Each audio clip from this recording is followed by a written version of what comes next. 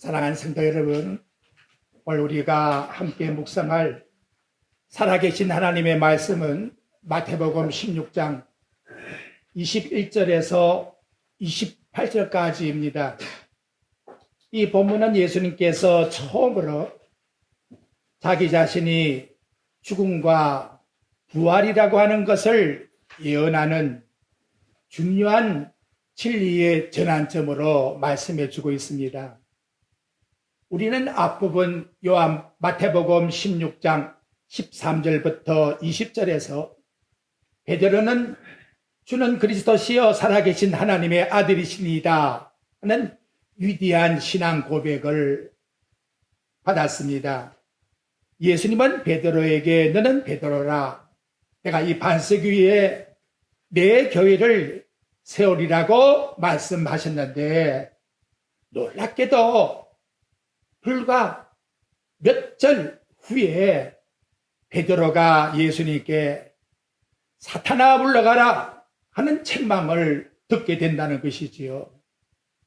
무슨 일이 있었을까요? 오늘 본문은 후속사의 핵심인 예수 그리스도의 십자가의 죽음과 부활이라고 하는 분명한 영원전에 하나님의 계획하신 그 뜻을 드러내어 밝혀주었는데, 그 말씀을 듣는 제자들은 그 뜻을 수용하지를 못했다는 것입니다. 그래서 예수 그리스도를 따라가는 제자들이 어떻게 살아야 되는지를, 참된 제자의 본질이 뭔가를 본문의 말씀은 일러주고 있습니다. 먼저 이 예수님의 후속 사건의 전환점이 되는 십자가의 예고를 21절에서 말씀합니다. 이때로부터 예수 그리스도께서 자기가 예루살렘에 올라가 장로들과 대제사장과 서기관들에게 많은 고난을 받고 죽임을 당하고 제3일에 살아나야 할 것을 제자들에게 이때로부터 비로소 나타내시니, 그래서 이때로부터라고 하는 이 표현은 예수님의 사역의 중요한 턴포인트를 우리에게 일러주고 있는 내용입니다. 마태복음에 보게 되면 이때로부터라고 하는 말씀이 두 번 나타나고 있습니다.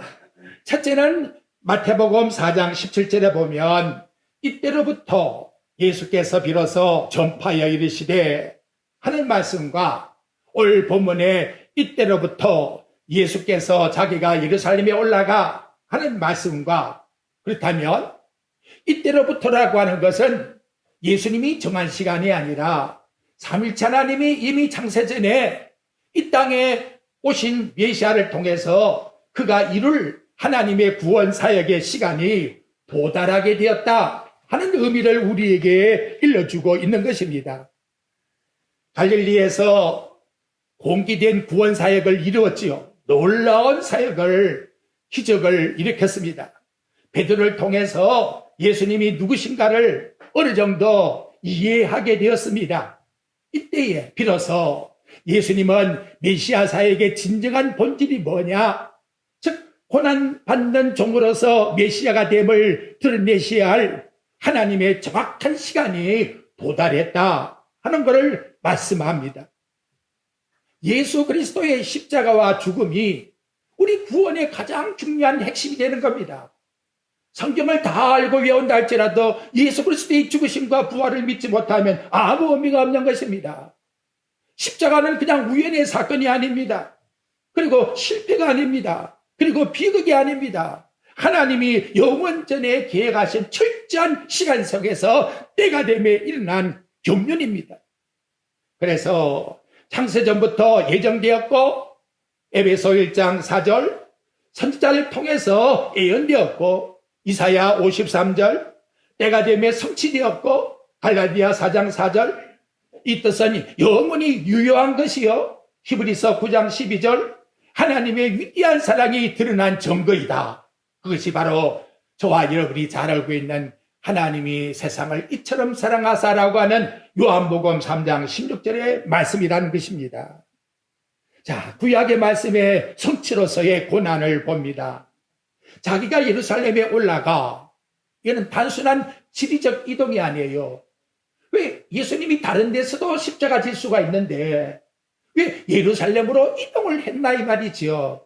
그것이 예루살렘이 후속을 이루실 중요한 포인트가 되는 장소라는 것을 구약에서 이미 예언적으로 드러내주고 있다는 거예요. 여러분, 이 장소에서 아브라함이 이삭을 모리아산에서 바친 곳이요, 다윗의 왕국이 이곳에 서서 성전이 지어진 하나님의 임재의 장소입니다. 또한 이곳에서 선지자들이 많은 죽임을 당했다는 거지요. 이사야 53장에 고난받은 종의 예언의 성취가 이 장소에서 일어나고 있다는 거예요. 멸시를 받아 사람들에게 버림받았고 강고를 많이 겪었으며 질고를 아는 자라. 그 장소가 어디냐? 바로 예루살렘에서 이루어지고 있다는 것을 일러주고 있는 것입니다. 죽임을 당하고 그냥 죽음이 아니고 저와 여러분을 위한 대속의 죽음이라고 일러주고 있지요. 이 아포코테이노라고 하는 단어는 단순한 죽음이 아니라 폭력을 당해서, 살해를 당해서 이런 뜻을 말해주고 있습니다. 왜 예수님이 그렇게 인간에게, 죄인에게 폭력을 당했을까? 이 우연한 자연사가 아니라는 것이지요. 그렇게 철저한 인간의 죄, 그걸 파괴하기 위해서 모든 인간의 당하는 모욕과 고통을 신이 당하신 대속적 죽음이라고 일러주고 있는 것입니다. 이것이 구약의 제사가 한결같이 보여주는 사건이었지요. 아벨이 죽음을 당하지 않습니까? 아브라함이 이삭 대신 수장을 드리지 않습니까? 6월절에 어린 양을 드리지요. 대속죄일에 하나님께 희생의 제물을 드리지요. 모든 희생의 제사가 누구를 가리키느냐? 보라, 하나님의 어린 양이로다 하는 예수 그리스도를 우리에게 드러내기 위한 사건이라고 일러주고 있는 것입니다.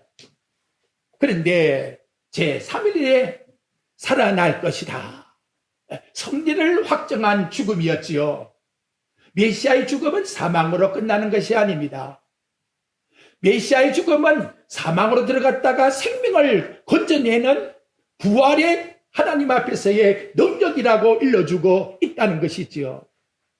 살아나야 한다는 단어가 원문에 보면 수동태가 이루어지고 있다는 거예요. 죽은 자가 내가 스스로 살아난 것이 아니라 바로 하나님께서 예수님을 살아 일으켜 주셨다 하는 의미에서 에게 로덴나이라고 하는 단어를 쓰고 있다는 겁니다. 그런데 이 죽음에서요, 부활로 승리한 것이 무엇을 정부해 주고 있느냐? 바로 이분이 살아계신 하나님이시다 하는 신성을 나타낸다고 로마서 1장 4절에서 말합니다.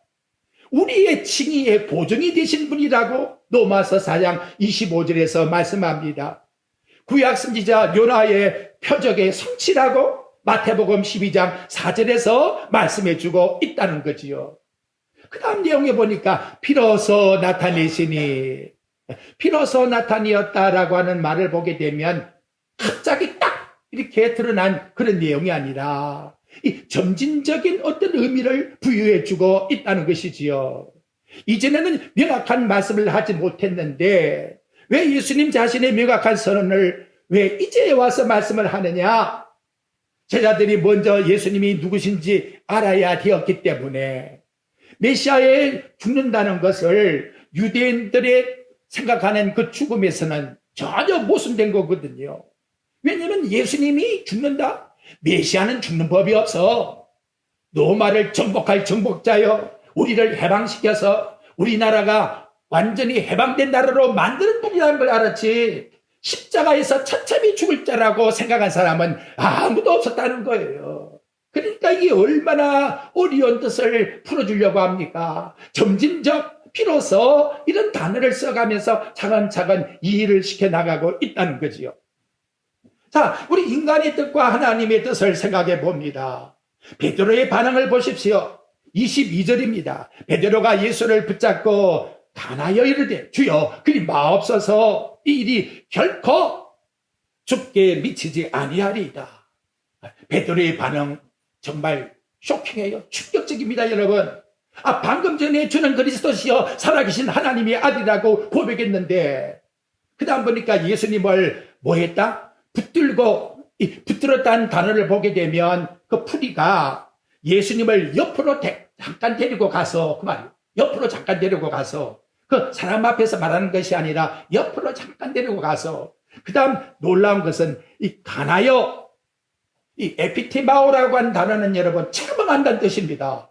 도리어 베드로가 예수님을 지금 책망하고 있다는 거예요. 옆으로 살짝 데리고 가서 예수님 그러면 안 돼, 이렇게 책망을 했다라는 말씀이 지금 여기서 나타나고 있다는 거예요. 참 놀랍잖아요. 꾸짖어 책망하여. 놀랍게도 베드로가 예수님을 책망하고 있다는 거예요. 주여 그리 마옵소서. 어찌 보면 인자와 사랑이 예수님께 있어서 죽는 것은 나는 원치 않습니다. 그런 뜻이거든요. 그래서 결코 죽게 미치지 아니하나이다. 이 인간으로 생각하면 정말 알뜰한 사랑을 우리 주님께 간절히 표현하고 있지요.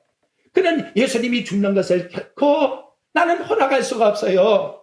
이런 말씀을 쓰고 있다는 거예요. 자, 그렇다면 우리 객관성을 가지고 베드로에게는 어떤 문제가 있었을까? 인간적 애정에 충성심이 보이고 있습니다. 정말 제자로서 스승에게 대해서 나는 당신을 정말 사랑합니다. 동기적인 순수함을 가지고 내 스승이 죽는 걸 나는 정말로 원하지 않습니다. 그런 내용을 말하고 있습니다. 두 번째로는 아직도 베드로의 마음에는 유대인의 메시관이 있다는 거지요.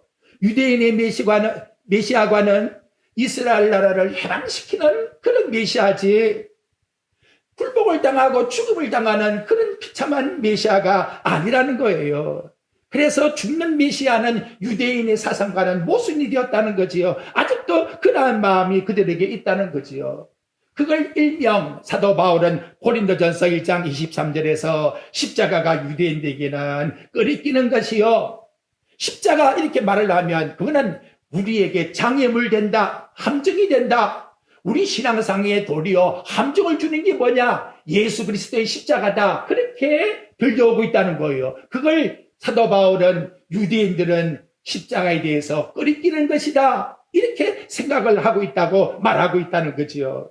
세 번째로는 보존의 본능입니다.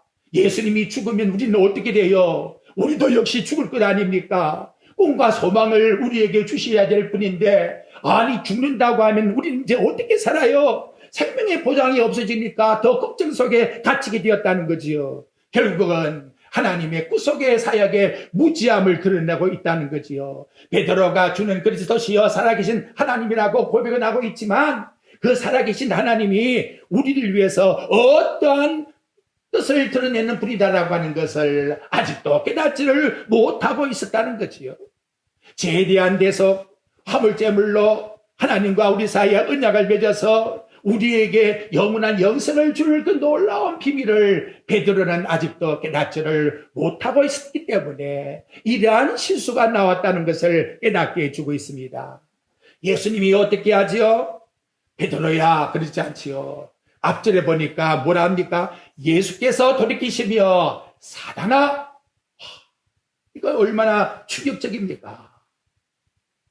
예수님의 전 사역에 상대방을 향해서 사탄이라 칭한 적이 있습니까? 화 있을진저 바리새인들이라 그 정도였는데 베드로가 말하고 있는 그 대답에 대해서는 사탄아, 하나님의 구속 사역을 방해 놓으면 사탄이 된다는 거예요. 이게 얼마나 무슨 강력한 책망인가를 예수님께서 일러주고 있습니다. 너 어찌 사탄의 도구가 되고 있느냐? 근데 언제 이런 시험이 있었느냐? 예수님이 마태복음 4장에 보면 시험 당할 때에 이런 일이 있었지요. 돌이 떡이 되게 돼서 너 먹어. 성전 꼭대기에서 뛰어내려서 기적을 해봐.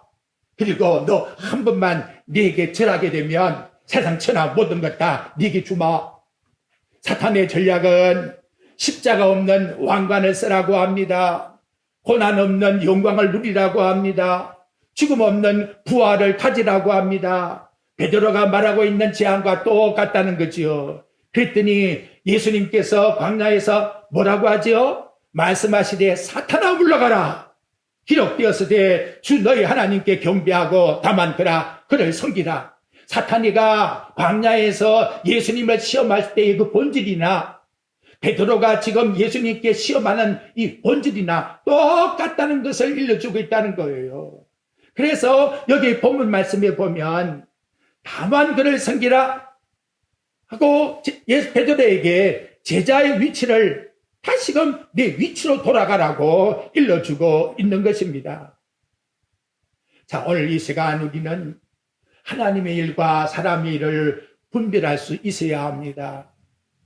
저는 이 말씀을 보고 설교 준비하다가 내 마음이 참 연약하구나. 인간이라는 것이 조금 전까지만 해도 내가 죽겠다고 예수님 앞에 내 생명 내어놓겠다고 하는 분이 미쳐 올랐다고 예수님 사역을 갖다가 탁 방해 놓거든요. 여러분, 우리 인간의 마음이 그렇습니다. 내가 주를 위해서 살겠다고 근데 마귀가 시험합니다. 몇 분 안 되어가지고 예수님 배반만 하겠다는 마음이 드는 거예요. 이 얼마나 무섭습니까? 이런 변질과 배반이 순식간에 들어온다는 거죠. 그러니까 우리가 정신을 차려야 돼요. 육신의 생각은 은혜 속에 잠긴 하나님께서 주신 바 은혜를 빼앗아가려고 해요. 그것도 순식간에 빼앗아가려고 해요. 이 말이 자기도 모르게 나왔을지도 몰라요. 정말 이거 얼마나 불안한 인간입니까? 그러니까 나란 존재는 있을 수가 없는 거예요. 늘 주님의 뒤를 따라가는 믿음의 사람으로 살아가는 것밖에 없다 하는 것을 우리들에게 일러주고 있는 것입니다. 다시 우리 마음을 한번 검토해 봅시다. 저와 여러분은 하나님의 일을 생각합니까? 아니면 사람의 일을 생각합니까? 신앙생활에서 십자가 받아들이는 것 원하고 있습니까? 아니면 회피하고 있습니까? 아니면 적당히 하려고 하고 있습니까? 하나님의 뜻을 구합니까? 아니면 인간의 쾌락을 구하고 있습니까? 아니면 영혼을 바라보고 있습니까? 아니면 현실을 바라보고 있습니까? 베드로의 실수는 저와 여러분의 거울입니다. 우리 자아의 선한 의도가 인간을 사랑하는 마음으로 때로는 유대인의 열심으로 생각하고 있지만 그것이 하나님의 뜻을 거스릴 수가 있다는 걸 저와 여러분들에게 말씀으로 일러주고 있는 것입니다. 기독교의 신학을 쭉 검토해 보십시오. 십자가를 부인하기 위해서 번영 신학을 드러내었습니다. 고난 없는 복음, 잘 먹고 잘 사는 것이 복음이다. 다음은 사회적 복음을 나타내었어요. 영적 구원과는 관계가 없어요. 세상의 정치에서 모든 것을 개혁해서 바르게 정의로 성공으로 살아가는 그것이 복음이라고 합니다. 다음은 세속화된 복음을 드러내고 있습니다. 모든 사람들이 세상과 적당히 해서 교회가 세상 사람과 함께 살아가는 공동체. 복음은 그게 아니라지요. 그러면 제자의 도는 뭐냐 그 말이 24절 나옵니다, 여러분. 이에 예수께서 제자들에게 이르시되 그 다음 뭐라 했죠? 제자들에게만 말하는 게 아니라 누구든지 그러잖아요. 모든 대상입니다. 저와 여러분도 여기에 해당한 대상이지요. 예수님을 따라오려면 나를 부인하고 나의 십자가를 지고 나를 따르라. 이렇게 말씀하잖아요. 누구든지 모든 시대의 보편적 구원의 원리입니다. 나를 따라오려거든 따라오다. 단순히 물리적으로 길을 따르는 그것이 아니라 예수님이 요구하고 있는 그 말씀의 뜻을 따라 그 말씀의 방향으로 그 목적으로 나는 순종하며 따라갈 수 있느냐. 구약으로 말하면 아브라함에게 독자 이삭을 바치라 할 때에 너 바칠 수 있느냐. 제자도는 신앙의 생활의 선택사항이 아니라 예수님을 따라가는 필수사항이라는 걸 우리에게 일러주고 있습니다. 오늘 이 시간 설교가 내 마음에 부닥쳐서 상처 속에 주는 소독약같이 들릴지 모르지만 너무나 고마운 말씀이에요. 첫째 내게 고통과 아픔이 뭐냐? 나를 부인해라. 내 자신을 부인해라. 얼마나 여러분 힘들고 어려운데 부닥쳤습니까? 부인한다는 건 금욕주의가 아니에요. 자기 혐오가 아닙니다. 하나님이 창조하신 자아는 너무나 아름답습니다. 그걸 부인하는 말이 아니에요. 내 자아가 주인이라고 하는 주권의식을 부인하라. 주권을 포기하라라고 말씀해 주고 있는 것입니다. 내 뜻이 아니라 당신의 뜻대로 하옵소서. 예수님 마지막 자기 주권을 부인하잖아요. 아버지여 내 뜻대로 마옵시고 아버지의 뜻대로 하옵소서. 예수 그리스도께서 이 땅에서 완전히 자기를 포기했다면 적어도 너희들이 나를 따라오는 하나님의 성도들이라면 너희들도 주권의 통짜이신 그리스도 앞에서 나 자아를 부인해라. 사도 바울의 고백이 갈라디아 2장 20절에 나오지요. 내가 그리스도와 함께 십자가에 못 박혔나니. 못 박히면 죽은 겁니다, 여러분. 죽은 자가 또 살아나서 뭐 하겠다는 그 자체가 뭔가가 잘못된 사상이잖아요. 이제 내가 산 것이 아니고 오직 내 안에 그리스도가 사신 것이다. 구체적인 내용이 뭐냐? 자기의 내 의로움이 아니고 그리스도의 의를 내세우는 삶을 사십시오. 내 이름의 영광이 아니고 그리스도 이름의 영광을 위해서 살아가십시오. 내 꿈의 목표가 아니라 하나님이 계획하신 섭리 속에서 이 땅에 이루고자 하는 사명을 위해서 살아가십시오. 내 생각이 아니라 하나님의 진리의 뜻이 뭔가 베레아 성들과 같이 궁구해서 그 뜻을 따라서 쫓아 살아가십시오. 그 다음 보니까 십자가 지고, 십자가가 뭔가를 당시 유대인들에게 물어보십시오. 모르는 사람이 어디에 있겠습니까? 매일같이 십자가 지고 지금 죽으러 나가는 사람들이 눈에 보이는데 로마의 가장 잔인한 사형 방법이었지요. 반역자와 극악 무도한 범죄자를 위해서 한 형벌이었고 수치와 저주의 상징이었고 사형수가 십자가를 질 때에는 직접 자기가 지고 가는 거예요. 그래서 사형장으로 가게 되는 겁니다. 십자가를 지십시오. 매일같이 내 자아가 죽는 생활 속에 살아가야 된다. 예수 그리스도께서 당하신 수치와 모독이 우리 삶 속에서 조롱과 박해로 그리스도를 위하여 복을 위해서 생긴다 할지라도 감수해라. 필요할 때에는 네 생명도 십자가에 달려 죽음같이 죽을 수 있느냐. 각자가 다 예수 그리스도를 위하여 이러한 삶 속에서 살아가라. 얼마나 반대가 많아요. 부부끼리도 반대가 있을 겁니다. 또 가족 중에도 있을 겁니다. 친구 사이도 있을 겁니다. 어떤 이는 직업 때문에 희생당할 수도 있을 겁니다. 어떤 이는 건강 때문에 어려움 속에서 고통당하며 마음속에서 욕과 같이 시련을 당할 수도 있을 거예요. 어떤 이는 물질 때문에 한 번의 손해도 볼 수가 있고 어떤 이는 자신의 명예 때문에 주를 위해서 포기할 수도 있는 겁니다. 중요한 것은 억지로 하지 말고 정말 자원해서 자기 십자가 지고 각각 선택받은 대로 우리 하나님 앞에 따라오라 라고 우리에게 말씀해 주고 있다는 거지요. 나를 따라오라. 목적이 있잖아요. 그냥 죽는 게 아니에요. 나 죽여주시오 그게 아니지요. 예수 그리스도가 죽으셨으니 그 십자가를 향하여 나는 가겠습니다 하는 반드시 우리에게는 목적이 있는 것이고 거기에 따르는 수단이 고통과 아픔이 있다 할지라도 감사히 받겠습니다 하는 내용이 있다는 거지요. 근데 놀라운 것은 따르라. 그래서 한 번만 예수님 따라가면 되는구나 하고 생각했는데 아콜로 데오라고 하는 단어는 현재 진행형입니다. 여러분 언제든지 예수님 따라가는 진행의 삶을 이례적으로 끝나는 것이 아니라 평생 여생 동안 우리 주님 앞에 서는 그 시간까지 매일매일 우리에게는 부닥치지 않을 수가 없어요. 여러분 십자가 없이 생각 없이 살아간다. 예수 안 믿는 사람입니다. 본능이 누구에게나 다 있는 거예요. 그 고통과 아픔 속에서 어떤 때는 7번도 넘어져요. 하지만 하나님의 택한 사랑은 8번째 일으켜주는 것이 하나님의 은혜의 사랑이요, 강건적인 사랑이요, 지속적인 사랑이요, 끊임없는 사랑이요, 확실한 사랑이라는 거죠. 이 시간도 누가 하나님 사랑을 부인할 수 있습니까?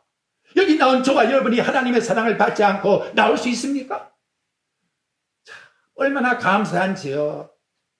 여러분 아이가 한번 쓰러지고 넘어졌다고 해서 이놈아 못난이야 너 내 자식이 아니야 그럽니까? 넘어져가 무릎이 깨어지면 어째 부모가 와서 뭐예요? 닦아주고 소독약 쳐주고 또 붕대로 감아주고. 이거 하나님이 우리 본질을 알기 때문에, 우리 인간의 본질을 알기 때문에 이와 같이 해준다는 것이지요. 근데 여러분, 예수님 참 역설의 말씀을 잘 하세요. 25절 한번 보십시오. 누구든지 제 목숨을 구원하고자 하면, 내가 살려고 빠동빠동하면 이룰 것이요, 누구든지 나를 위하여 제 목숨을 잃으면 찾으리라.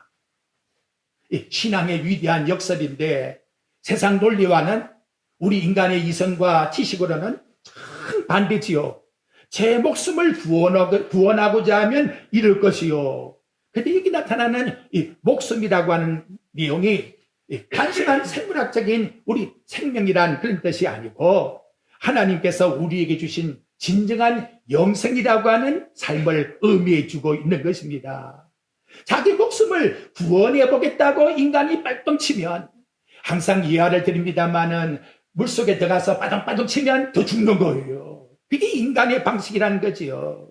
참된 안전한 삶을 누릴 수가 없습니다. 살려면 내가 빠둥칠 것이 아니라 밖에 있는 사람이 줄을 던져주든지 수영을 잘하는 사람이 와서 나를 데리고 가야 되는 거지요. 예수님이 바로 그러한 원리를 우리에게 일러주는데, 빠둥거리고 인간의 것에 힘을 쓰게 되면 결국은 뭐한다? 잃어버리게 된다라고 말씀하고 있습니다. 참된 자아를 실현하지 못하는 거지요. 하나님의 목적에서 벗어나게 된다는 겁니다. 죽음 앞에서 모든 것이 다 헛되게 된다고 말씀합니다. 그런데 예수님, 나 예수님 위해서 죽겠습니다, 올 모든 것 다 주님의 것입니다 하고 희생해 보십시오. 위험을 감수하고 희생을 감수하고 그리스도가 나에게 웃음이 된다고 앞세워 보십시오. 우리 하나님은 영원한 영생을 준비하고 있다는 거지요. 인생 70이요 80이라 할지라도, 강건하면 80이라도 할지란데, 누가 여러분 내 인생을 보장할 자가 누가 있나 이 말이지요. 지금 빠둥거리는 것도 내가 건강하니까 그런 것이지, 저 그래요, 죽을 때는 어떻게 죽을까 생각이 쨍쨍하다, 이렇게 평소와 똑같은 생각 갖다가 심장이 멈추니까 죽는 거예요. 그래, 네 인생이 얼마나 허무하냐. 심장이 뛰니까 힘이지요. 그러니까 살려고 바닥바닥 치는 거예요. 내가 너무나 거기에서 AI에다가 물어봐서요, 인간의 인생이라는 것이 하루에 2,500에서 3,000 칼로리가 나가는데 80년 산다 같으면 어느 정도 쓰느냐 했더니 딱 답을 주더라고요. 휘발유로 330통 엎어놓고 사는 생각과 똑같다. 휘발유 330통 소모하면 끝난 거예요. 그것이 우리 인간의 소모력의 칼로리라는 거예요. 누가 벗어날 수가 있습니까? 그런데 영원한 영생에 하나님의 능력을 주었으니 이보다 더 감사할 일이 어디 있겠나. 그것은 그리스도 안에 있을 때만이, 주를 위하여 살 때만이 이루어진다라고 말씀하고 있습니다. 영혼의 가치가 얼마나 귀하냐. 그래서 26절에 말하지요. 사람이 만일 온 천하를 얻고도 제 목숨을 잃으면 무슨 유익이 있으랴. 천하를 다 얻어도 답은 뭐다? 아무 유익이 없다. 그래서 제가 수학 공식을 한번 생각해 봤어요. 예수님 없는 삶은 뭘까? 제로, 그리고 이꼬르, 그리고 인생의 모든 삶이다. 인생의 모든 삶을 다 살았다. 세상 것 다 가졌다. 그런데 이꼬르 앞에도 뭐가 있어? 공이 있어. 공. 아무것도 없어. 빈손으로 왔다가 빈손으로 가요. 알렉산더 대왕 보십시오. 나이 33살에 세상을 정복했다 하지만 공허하게 죽을 줄이야 누가 알았겠나. 노마 황제들이 그렇게 핍박해서도 누구 하나 살아남았습니까? 자, 예수님 그래서 어리석은 자여, 이 바보야, 이 멍청아, 그 말이에요. 이거 푸얼이라는 단어를 쓰거든요. 멍청이야, 바보야. 두 번째 뭐냐? 사람이 뭘 주고 제 목숨을 바꿀 수가 있겠느냐 하는 거지. 영혼의 값이 얼마일까요? 은과 금일까요? 세상의 모든 가치일까요? 그러면 여러분, 예수님 오실 이유가 없습니다. 하나님이 세상에 와서 희생당할 이유가 없잖아요. 오직 험없고 줌없는 어린 양 같은 그리스도의 보비로운 피, 세상 것 다 준다 할지라도 이룰 수가 없는 그 놀라운 보배가 저와 여러분의 생명값이라는 것을 명심하셔야 합니다. 그러면 주를 위한 죽음이라는 것이 결국은 어디에 도달하게 되느냐? 여러분, 거기 말씀에 27절에 나오잖아요. 인자가 당신의 영광이 아닙니다. 예수님의 영광은 아버지의 영광이에요. 그래서 아버지의 영광으로 그 천사들과 함께 오리니 각 사람에게 갚아주겠다. 그리고 진실로 여기 있는 사람 중에 인자의 그 영광 가지고 오는 것을 볼 자가 있으리라. 그래서 다음 페이지에 나가게 되면 예수님께서 변화산에서의 그 영광의 광채로 변화되는 것을 베드로와 야고보와 요한이 보게 됩니다. 그 영광 때문에 이 땅에 나를 위해서 따라오는 것 결코 헛되지 않다라고 이와 같이 말씀을 통해서 일러주고 있습니다. 오늘 말씀의 결론을 맺읍시다. 우리는 2025년도 지금 살고 있지만 20년 전 베드로에게 마음속에 가졌던 그 시험이 얼마든지 유혹을 받고 있습니다. 주여, 그렇게는 나를 만들지 마옵소서. 그렇지가 없었을까요? 없습니까, 여러분? 주여, 이것만큼은 나를 실패하게 하면 안 됩니다. 이것만큼은 내가 떨어지면 안 돼요. 이것만큼은 반드시 성취해야 됩니다. 사탄아 물러가라는데요. 사탄아 물러가라. 왜 하나님의 뜻을 생각지 않고 네 인간의 뜻을 생각하고 있느냐?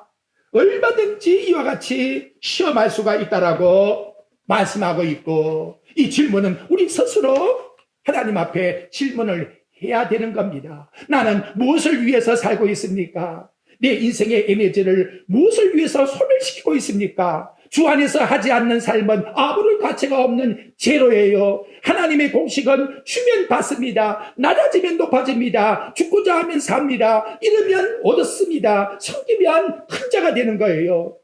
계산하지 말고 따라합시다. 순종하자.